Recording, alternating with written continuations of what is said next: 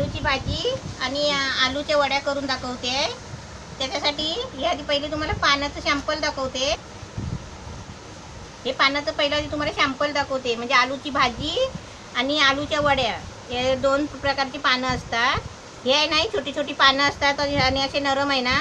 हे पाटी असे ना, हे त्याला जे आता देठ फुटलेले आहेत ना, हे असे शिरा आहेत ना, हे असे म्हणजे बारीक असतात आणि लहान लहान अशी पानं असतात. मोठी पण असतात भाजीची पानं, पण अशी अशी नरम असतात बघा अशी.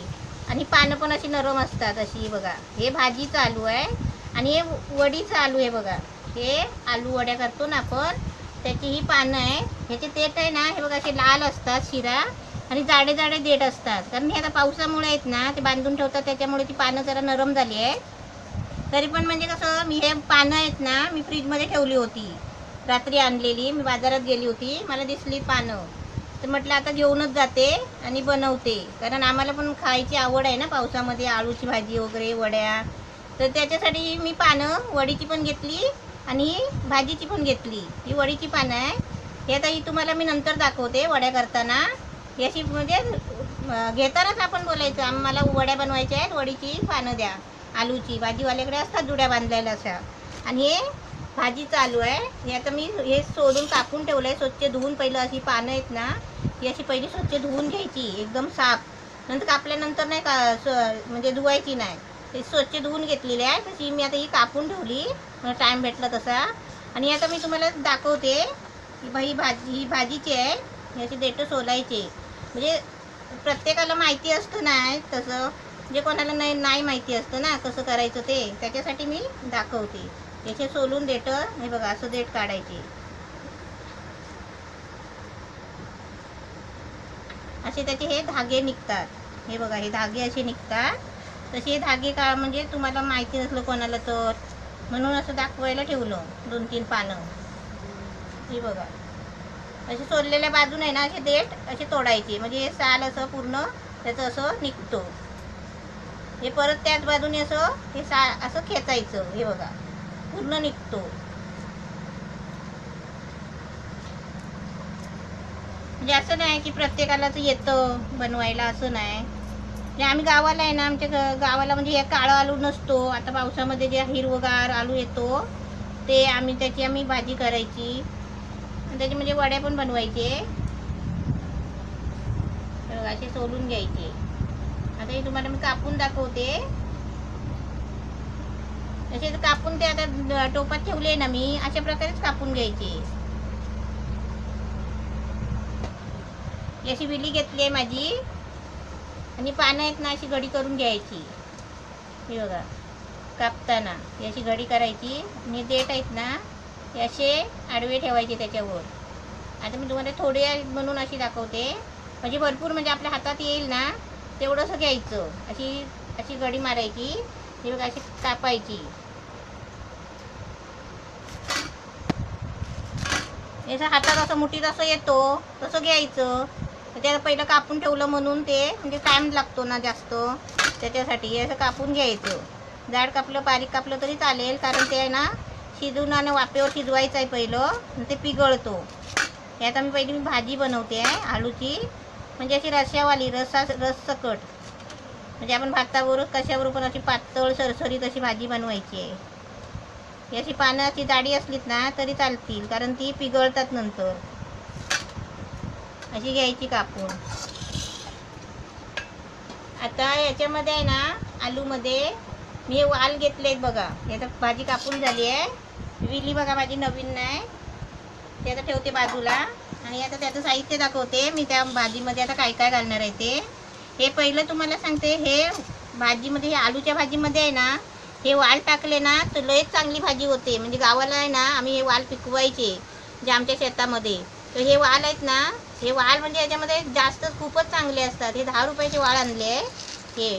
हे वाल आता मी काय करणार आहे, भाजणार आहेत पहिले तव्यावर कढईमध्ये. ते भाजून घेणार. भाजलेत की थंड पाण्यात टाकणार.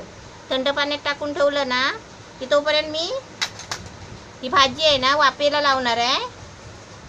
हे वाफेला लावणार आहे भाजी. आणि त्याच्यानंतर आहे ना हे मसाला आहे. ही लसूण घेतली आहे, अद्रक आहे, हे खोबरं आहे ओलं, आणि कांदा आहे, 1-1.5 कांदा आहे. असं म्हणजे आपल्याला ह्याला लागेल तेवढं घ्यायचं. आणि हा आम्ही घरात बनवलेला मसाला आहे.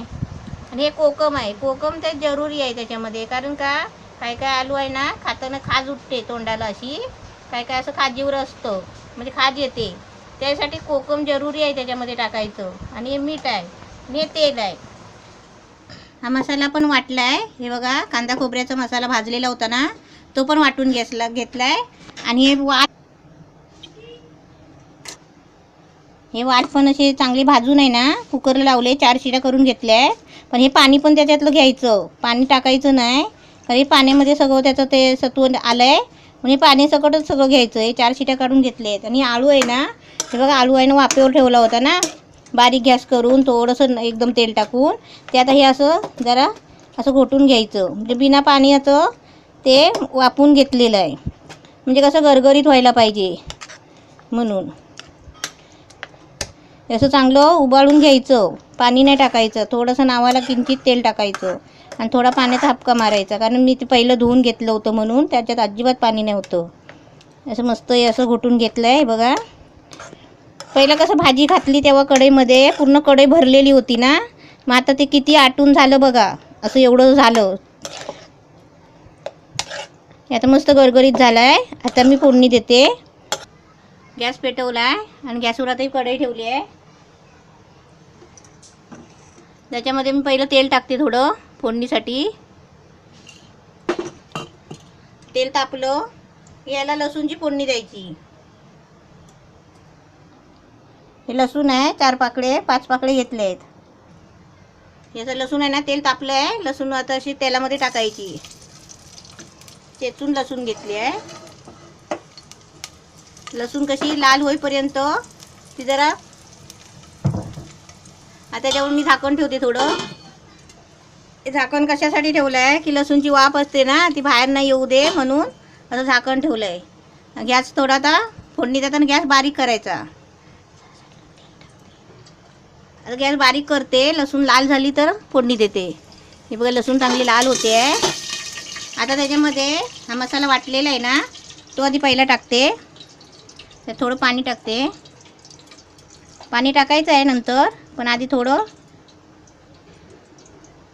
तर थोडं ओतून आहे ना लगेच झाकण ठेवायचं अशी, म्हणजे ती वाफ बाहेर नाही आली पाहिजे.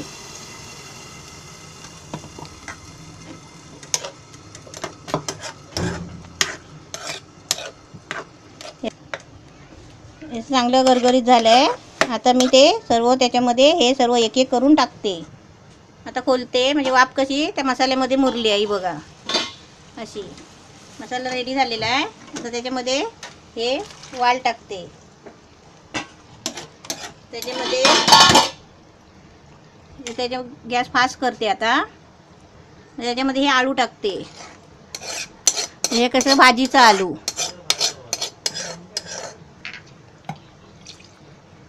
हे मसाल्याचं भांडं आहे, हे असं धुवून घ्यायचं चांगलं, म्हणजे कारण ते मसालाच आहे ना त्याच्यामध्ये.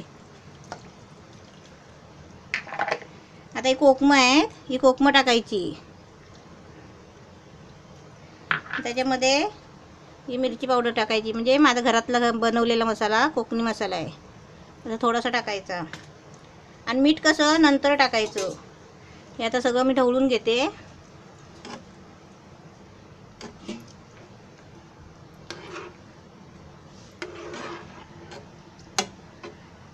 आता याला एक कड येऊ द्यायचा. आणि नंतर आहे ना ते जरा तांदळाची कणिक घेतली आहे, थोडंसं पीठ, ते पीठ लावायचं. म्हणजे हे कसं सगळं असं मिळून येणार आहे, गरगरीत होणार ते एकदम घट्ट. आपल्याला कसं पातळ पाहिजे, पातळ म्हणजे मी तुम्हाला दाखवते तसंच बनवायचं. म्हणजे भाताबरोबर पण चालतं तसं खाल्लं तर, चपाती भाकरीबरोबर पण चालतो. आता थोडं पाणी घेते आणि पीठ काढून जरा त्याच्यामध्ये ओतते. हे पीठ घेतलं आहे, थोडंसं 2 चमचे असं घ्यायचं, 2-3 चमच्या, कारण पिठाने काही खराब नाही होत.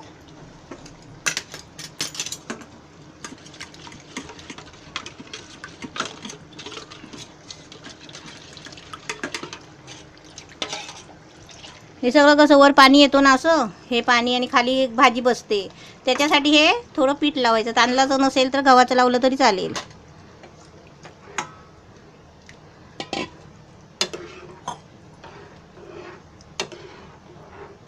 आता ते कसं सगळं आता मिळून येणार आहे, घट्ट होणार आहे गरगरीत.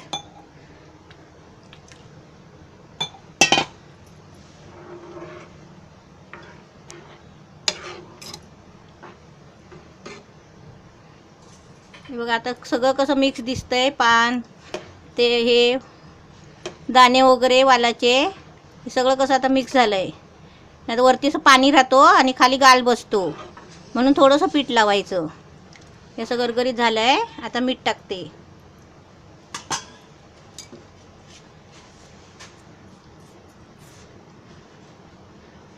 मीठ असं चवीपुरतं टाकायचं, आपल्याला पाहिजे तेवढं.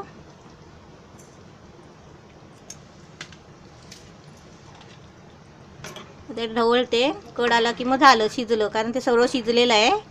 आता फक्त एक कड यायचं आहे, म्हणजे आपली आळूची भाजी झाली तयार.